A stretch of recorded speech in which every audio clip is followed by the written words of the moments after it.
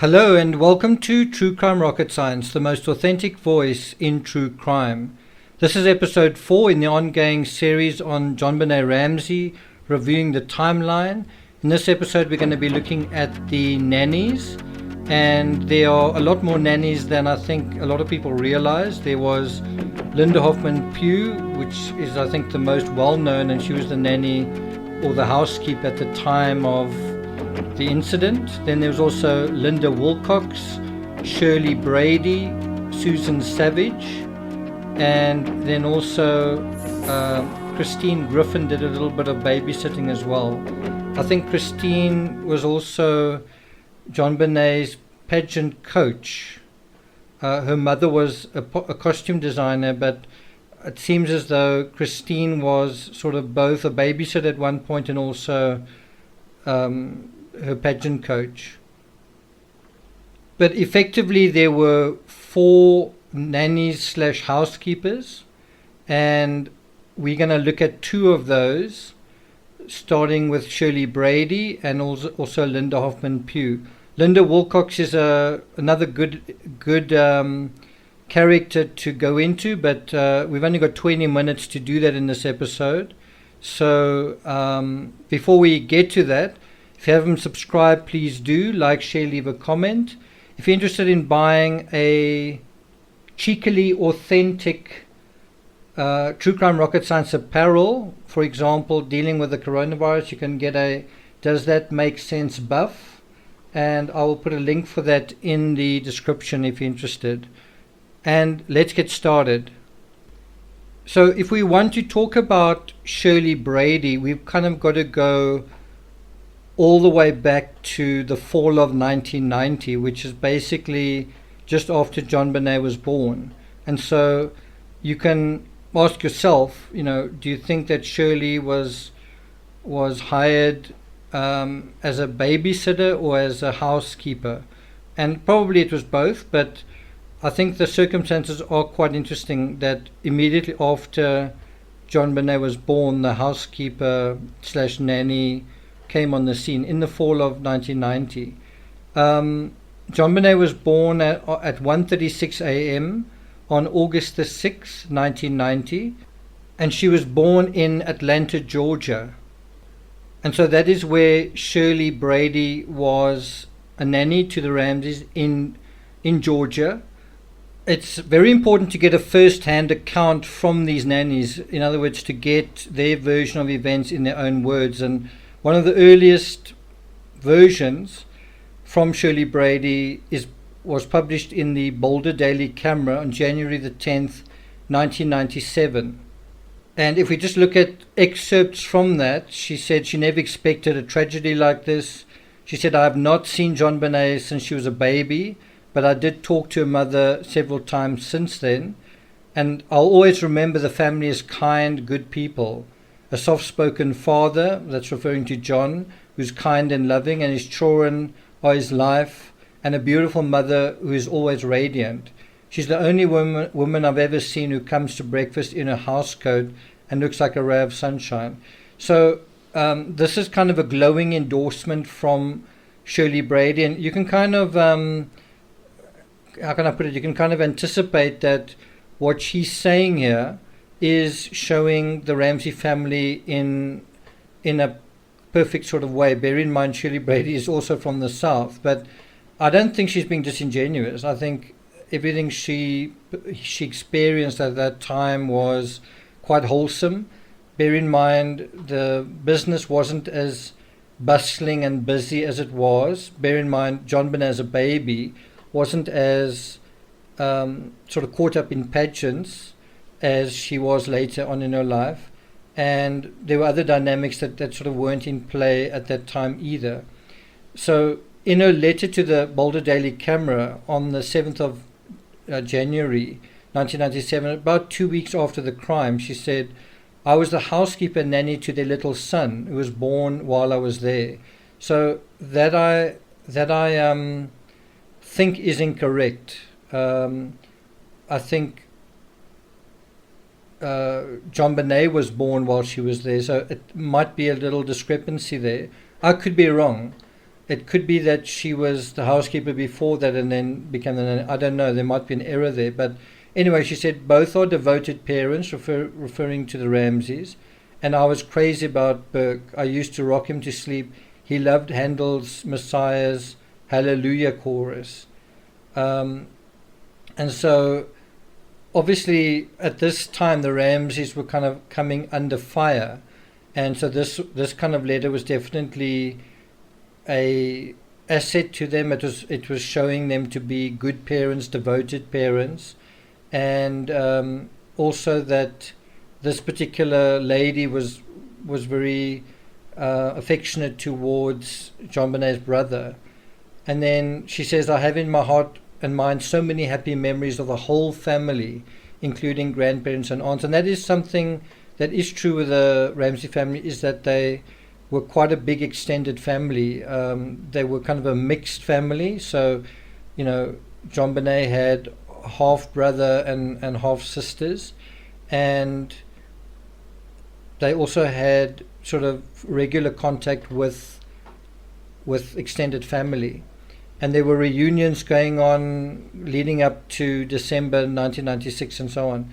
The oldest children had so much grace and class, so well behaved and refined.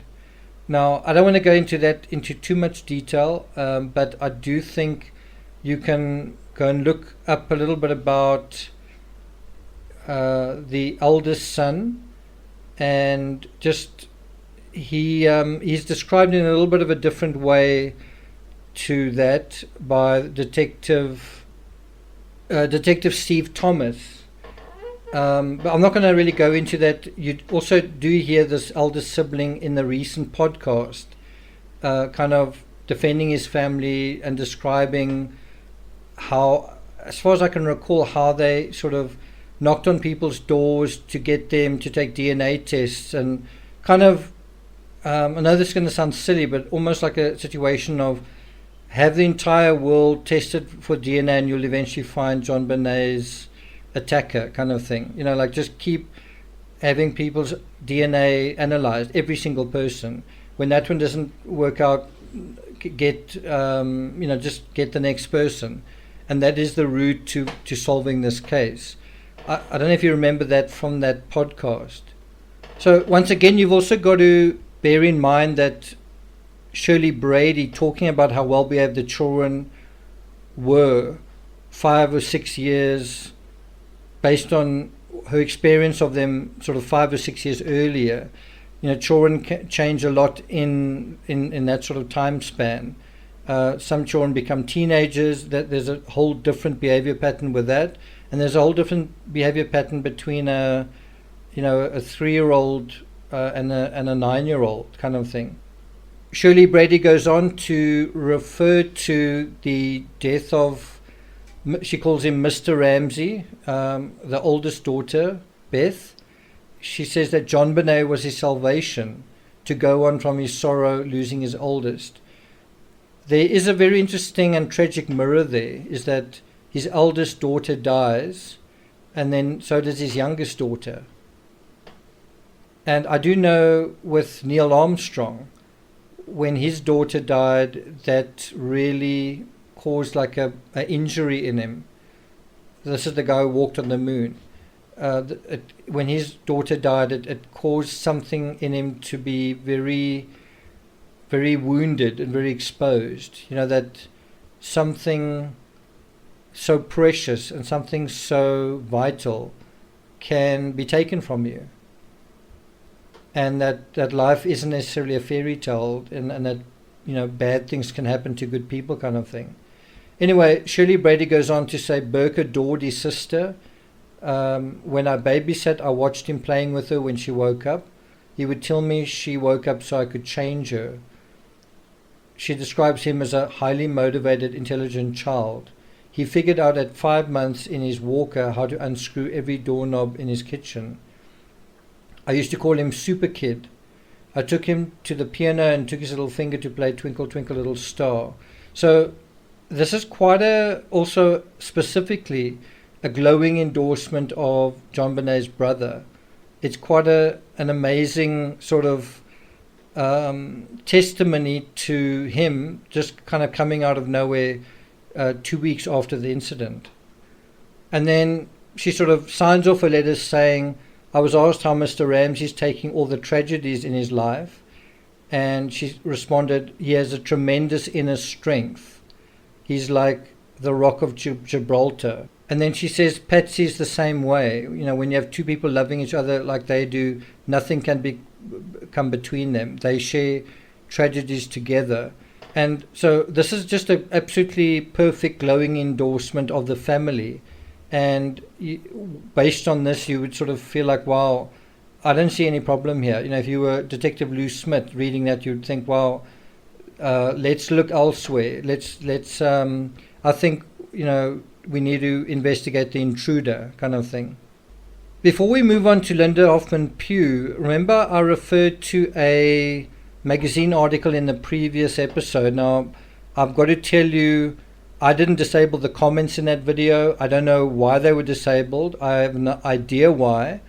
All I can say is, I don't know if the comments are going to be disabled in this video, but please be sensitive in what you say. Please don't make accusations, and just please be sort of measured in whatever comments that you make.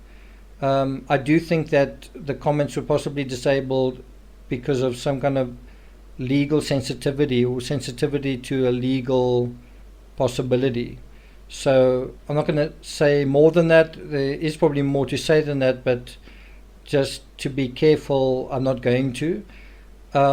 If we go a little bit further with the Shirley Brady story, in that same article that I quoted in the previous episode from October 6, 1997, Mom and Dad Under Suspicion, that was in People magazine, Shirley Brady is cited in that article saying that last Christmas afternoon, now obviously this is now the previous Christmas, so in other words the Christmas of 1996, she said she spoke to Patsy by phone, and she said, I could hear kids giggling in the background.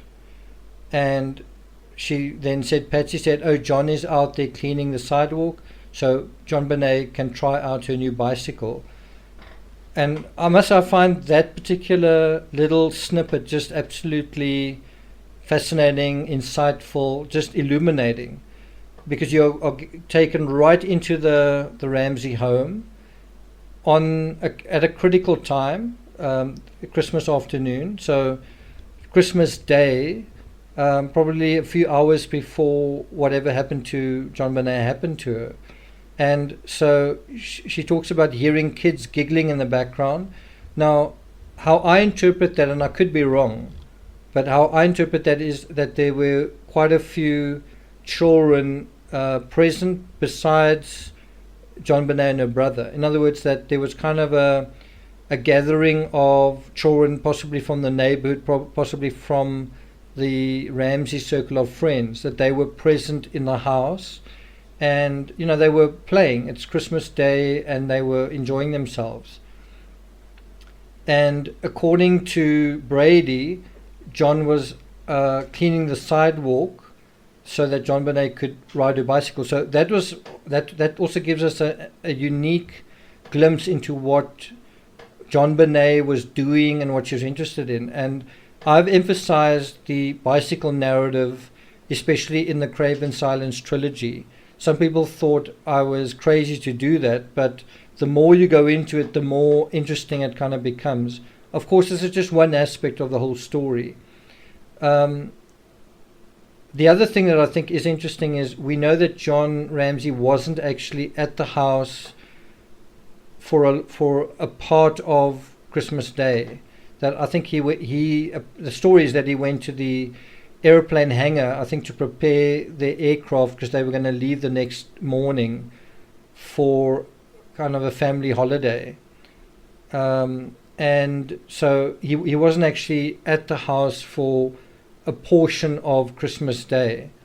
So I would assume that this was later in the day, because John later does say, I seem to remember him saying it either in his book or in an interview, that he wished he'd let John Bonet ride her bicycle a little bit more. I think when it was time to go to the Whites for their sort of Christmas dinner party on Christmas Day, well, in the evening, I think JonBenet said something like, please, one more time or whatever, but then it was time to go. So I would assume that him cleaning the sidewalk was sort of late-ish on Christmas Day. So, kind of in the afternoon. Does that make sense?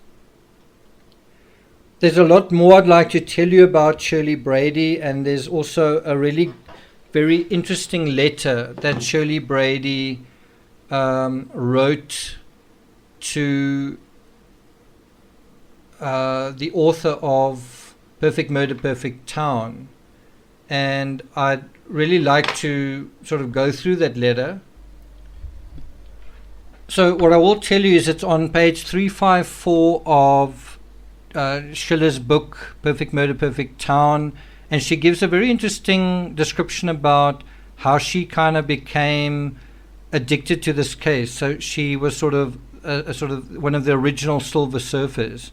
She would surf the net, and bear in mind this is the net in 1997, and people would literally buy computers so that they could stay abreast of the Ramsey investigation.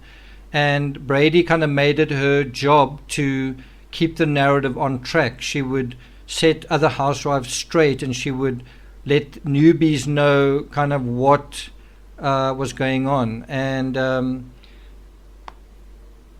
interestingly, she talks about in this sort of letter on page 354 to 355, accusations that people made that some other family member was involved, and then she would defend him and she'd be offended. And she said, we verbally ripped them to shreds. And she was saying, I was amazed by the lack of curiosity. People showed no motivation to seek out the facts. And then she said she just took it upon herself she would go to her computer, she would go through all the major dailies, and she would keep track of stories, and looked at over 35 sort of websites almost on a daily basis. She'd bookmark them. And all of this is, on the internet 24 years ago, when the internet was still kind of in its infancy. And ultimately, I think Mrs. Brady started her own website, her own webpage to set up kind of a narrative to deal with the questions around the case. And now I think that the very last thing that I want to deal with here is on January 24th, 1997, in the Daily Camera, there's an article referred to in Perfect Murder, Perfect Town, I think it's page 187, dealing with potential past abuse. So they were trying to, at this point, an autopsy had been done, and they discovered that JonBenet, given everything that had happened to her, the poor child had been strangled, murdered, and tortured. And besides all of that, there was also these signs of, I call it sexual interference. I don't think I wouldn't call it abuse. I wouldn't go that far. But anyway, that is how they refer to it in the newspaper. And it starts off saying authorities are investigating the possibility of past child abuse. And bear in mind that this was one of the charges filed in the grand jury, in one of the grand jury affidavits, one of the indictments. I don't know if, I'm not saying the charge was filed, I'm simply saying it was one of the indictments that was out there. Anyway, they say they actually spoke to this housekeeper during this article, while researching this article, and she says, they asked me if the first divorce ended because of child abuse, or if I had heard anything about child abuse ever mentioned, said Shirley Brady, the Ramsey Nanny in Georgia from 1986 to 1989. Now, that even that isn't 100% accurate. I think she was the nanny when JonBenet was born, so up until about 1990, right? August 1990. Anyway, they asked me how the children acted when they were around their daddy. And so this is obviously the police thinking things in a certain way. And let me be absolutely clear. I don't think that that's the case whatsoever. I don't think there's any signs of that. And I don't think that is that's a path many go down. But I don't think that is relevant in this case at all. So we kind of get almost like a second opinion when we go to Linda Hoffman-Pugh, and of course she was on the scene much later. She talks about. She also wrote a letter to Lawrence Schiller, and it's in his book on page 234, 235, 236, 237, 238, and 239. So it's quite long. I'm not going to go through much of it here, but I will be referring to Linda Hoffman-Pugh again. What is interesting is she said, I always came in the side door and I'd walk right into the kitchen and not know where to start. Dishes all over.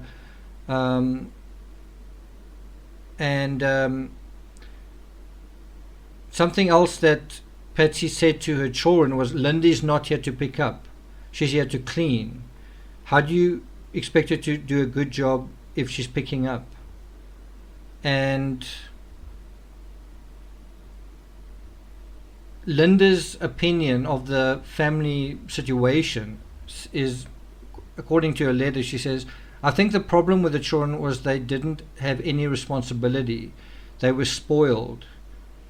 And then she talks about an experience with a child whittling with his scout knife. She also goes on to say they were never trained to put things away properly. So again, you're kind of getting this idea that of how the children are being raised now by a different housekeeper. Now again, how on earth can the original housekeeper know how the children behaved when she hadn't seen them for about 6 years, right? So we're getting one impression from the one housekeeper, and we're kind of getting a different impression from the other housekeeper. Linda Hoffman-Pugh said, I went to work for her 3 days a week, $72 a day, Monday, Wednesday, Friday. I'd get there at 9 o'clock in the morning and I'd be gone at 3 o'clock. She got a $300 bonus at the end of her first year. That was October 27, 1996. So she obviously started working at the Ramsey home around about October 1995. So she'd been there at the crucial time, a year before, up until the events that were kind of happening. What else can I tell you?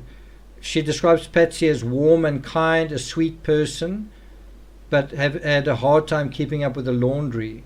She was also doing a lot of charity work. And that Patsy was afraid she wasn't going to live. So that's a part of that darkness that's coming. And, you know, Patsy was afraid that her cancer would come back and she'd never live to see the children grow up. And that is ultimately something that turned out to be true. Patsy also admired John, according to the housekeeper. He'd accomplished a lot. And she told the housekeeper that when they started out, they had nothing. And they'd worked themselves up to where they were now. That is, I think, a very important fact, is that you have the same situation with the McCanns. You know, they were not born into doctor families. They were sort of the first doctors in a way that their families knew. And so they worked very hard to get where they got to, and they didn't want to lose that. They didn't want to lose what they'd sort of built up. The housekeeper goes on to say, I first met John Bonet when she was in preschool. She was home for sort of half a day. Patsy called her Johnny B. And the housekeeper says, I spent half my time picking up after her. She and her brother would just leave everything on the floor, their socks, their shoes, toys, books, everything. I don't know if I'm going to say too much more about it at this point. On page 237, the housekeeper writes, Patsy spent a lot of time alone in the house while John was away on business. And that tends to reinforce what the the gardener said, doesn't it?